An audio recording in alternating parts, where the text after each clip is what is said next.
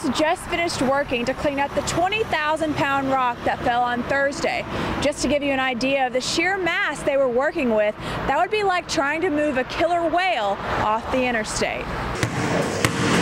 Knoxville has been the home of the Women's Basketball Hall of Fame for over 15 years, but its future is in jeopardy. The fire burning behind me is debris from last week's tornado. The Tellico Plains Fire Department is hoping this heavy rain won't put it out. With childhood obesity on the rise, kids need to get out and get active. And for many, November will be their first time voting. McMillan's closed for the last time today. Other businesses on the Strip are left wondering if they're next. Out with the old and in with the new. Online textbooks are the wave of the future, and one local school is already connected. Some people who live here tell us they didn't even hear smoke alarms. They ran out of the building with just the clothes on their backs. The Women's Basketball Hall of Fame is a museum dedicated to preserving the history of women's basketball. It is the only facility of its kind with the world's largest basketball, weighing in at 10 tons.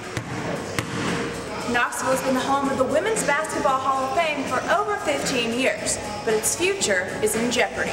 Knox County Mayor Tim Burchett says the building isn't something the government should run. Taxpayers pay $150,000 each year to maintain the building, so the county has put it up for sale. Dana Hart is the Vice President and General Manager of the Hall of Fame.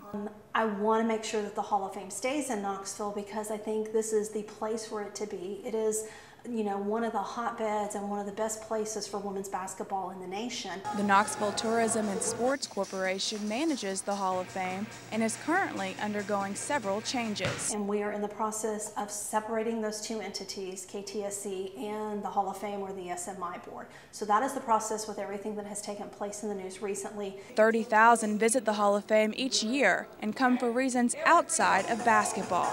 We do a variety of events here at the Hall of Fame. We do private events, which would include anything from sorority fraternity functions, corporate events, board of director meetings, any kind of after-hour community events like that. But we also do the NCAA Fast Break Education programs.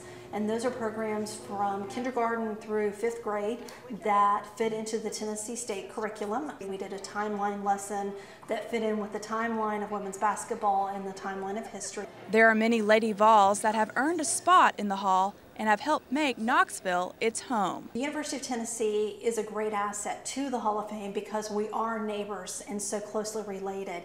Katie Riley is a UT student. I also was the president of a club at UT that has held an event there 2 years in a row for a really classy, fancy event. It's a great location for students because it's close by, it's affordable. And Katie is one of many thinking about the future. I don't even want to think about what we do next year if it's not available. For sale doesn't always mean closed. You know, it could just mean it's going to change ownership and it'll still stay open and fingers crossed, still be a great resource for UT students. And for now, the Hall of Fame's future remains unclear. For UT Today, I'm Alison Nickle.